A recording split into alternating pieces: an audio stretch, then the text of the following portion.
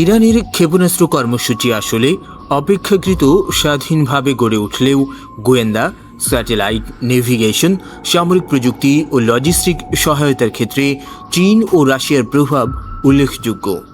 এদের প্রভাব বেশিরভাগ পরোক্ষ ও প্রযুক্তিগত সহযোগিতার মাধ্যমে, সরাসরি ক্ষেপণাস্ত্র প্রযুক্তি বিক্রি কিংবা ডিজাইন শেয়ারের তুলনায়।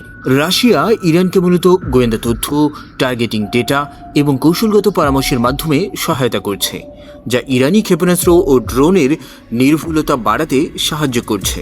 2025-26 সালে রাশিয়া ইরান সম্পর্কিত তথ্য অনুযায়ী দুটি দেশ 20 বছরের সমগ্র কৌশলগত অংশীদারিত্ব চুক্তি এবং প্রতিরক্ষা সহযোগিতা চুক্তি করেছে, যেখানে অস্ত্র বিক্রি ও গোয়েন্দা তথ্য বিনিময় নিয়ে কথা বলা হয়েছে।